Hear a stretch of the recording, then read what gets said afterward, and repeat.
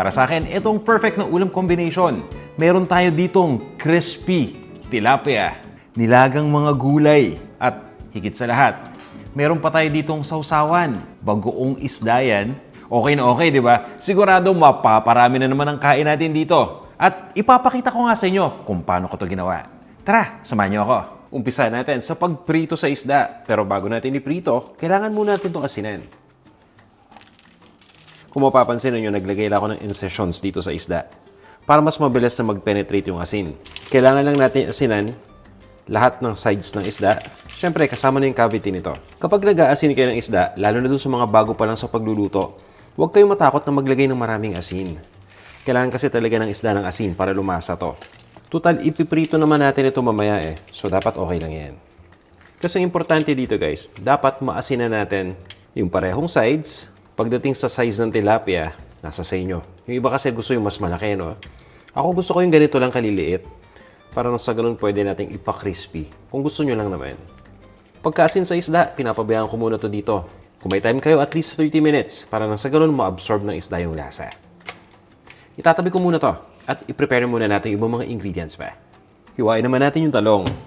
As usual, tagalin natin yung tangkay at hiwain lang natin to base dun sa size na gusto natin. So usually, no, kapag naghihiwa tayo ng talong, hinihiwa natin crosswise, diba?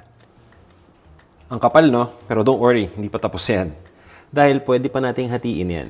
Or pwede ninyong gawin yung regular cut lang ng talong. Once na mahiwa na natin itong talong, dapat ilaga na natin to kaagad, ha? Dahil kapag papabayaan lang natin itong talong dito sa open air, maya-maya mapapansin niyo magbabrown na yan. Yan, ready na tong ating talong. Kung gusto pa ninyo ng mas marami, magdagdag pa kayo. Nagpakulo na ako ng tubig at ready na tayo para ilaga yung mga gulay. Sobrang simple lang itong step na to. Once na kumulo na yung tubig, maglagay lang kayo ng asin. Siyempre, kailangan pa rin natin asinan ito. At ilagay na natin dito kaagad yung talong. Dapat naka-high heat setting tayo, ha? Para nung sa ganun, maging malambot na yung talong and at the same time, hindi ito mag-absorb ng mas maraming tubig. Tatakpan ko lang para kumulo uli kaagad.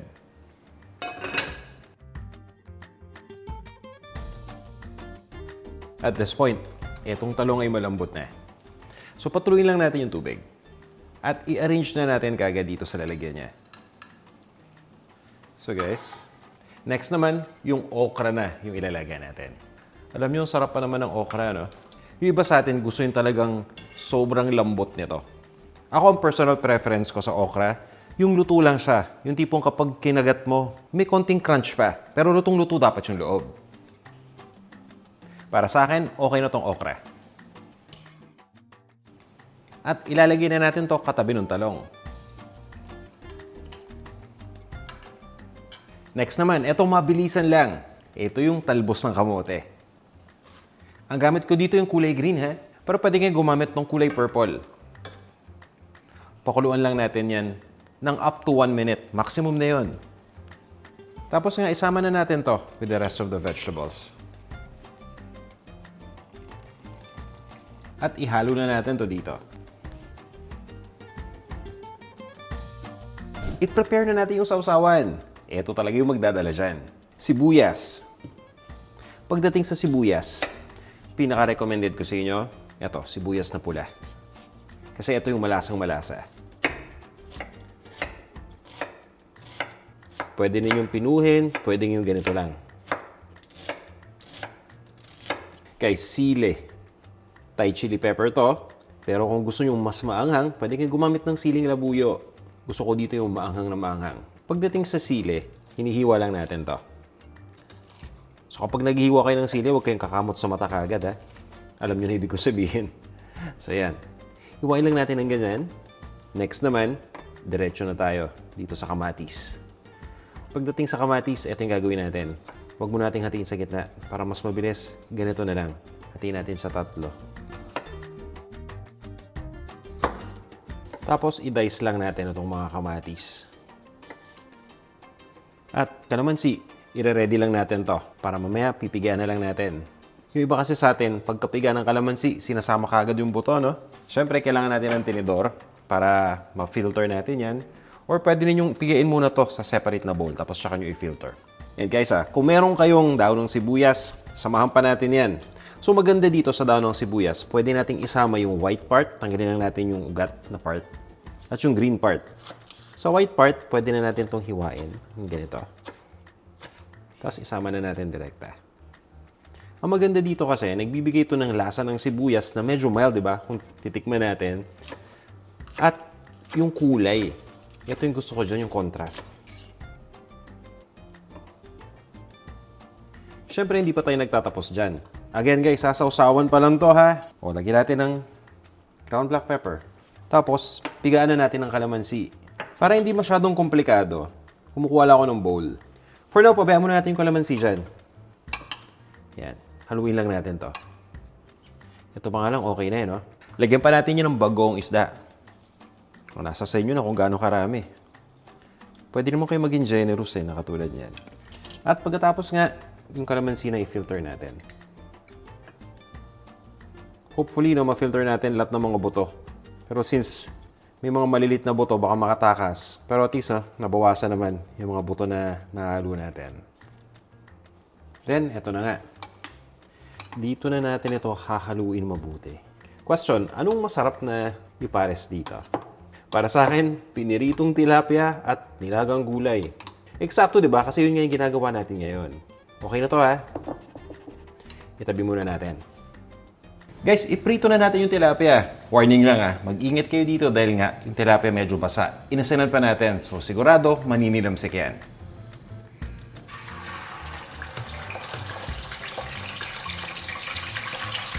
Naglalagay ako dito ng splatter screen. Nakakatulong kasi yan para mag-filter ng tilamsik ng mantika.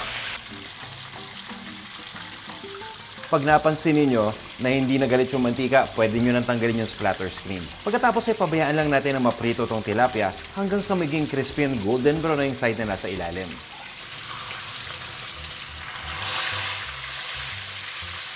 So guys, ito babaliktad ko na. Napapansin niyo no, yung pinirito natin na side sa ilalim, medyo brown na. Kumbaga light brown pa lang siya. Pero kung gusto natin ipa-crispy, okay lang yan. Kasi pwede nating i-double fry yan. Ibig sabihin, once na maprito natin yung side na nasa ilalim ngayon, ibabaliktad natin ulit at itutuloy natin yung pagprito dito sa side na to hanggang sa maging crispy na.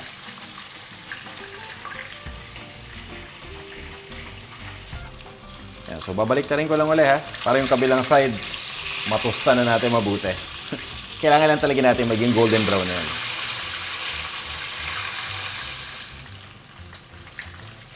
So guys, ito yung gusto nating kulay. Yan, so hindi na natin ipapa-brown mabuti ha. Yung ganyan lang, okay na yan. Kasi baka naman tumigas na yung laman. And guys, at this point, tingin ko okay na to. Patuloyin lang muna natin yung mantika. At ilalagay ko lang yan dito. Sa isang pan or sa isang tray na may paper towel. Para lang sa ganon, ma-absorb pa ng paper towel yung excess na mantika.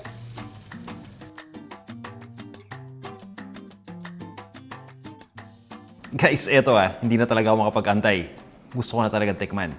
Crispy tilapia.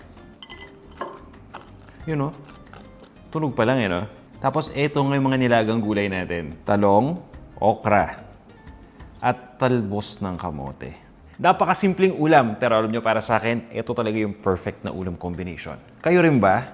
Sige nga guys, kung kayo perfect ito para sa inyo, paki-comment naman ng puso. At eto nga pala yung magdadala dyan. Yung bagoong isda.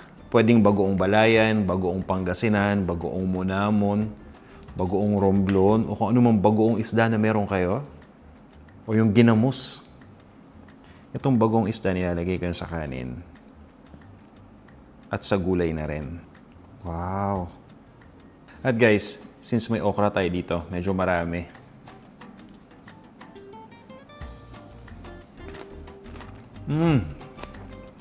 Ang sarap. Kaya ito na, tikman na natin to. Guys, tilapia. Yung tilapia, on its own, malasang-malasa na. Crispy siya, pero tender yung loob. Yun yung maganda dito.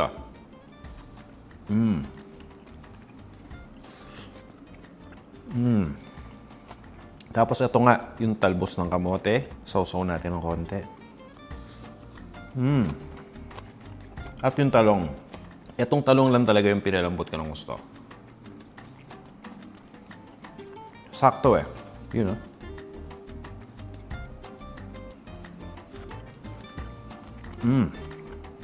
Masasabi ko talaga, okay na okay, perfect combination. Guys, di ba? Sobrang simple. Hindi ko na nga kailangan ituro sa inyo kung paano gawin to. Dahil alam ko namang alam nyo na. Share ko lang sa inyo na para sa akin, ito yung paborito kong combination. Kayo ba? Ano yung combination na paborito nyo? Meron pa ba kayong gustong ihalo dito sa combination natin? Mag-comment naman kayo. Guys, tara! Kain tayo!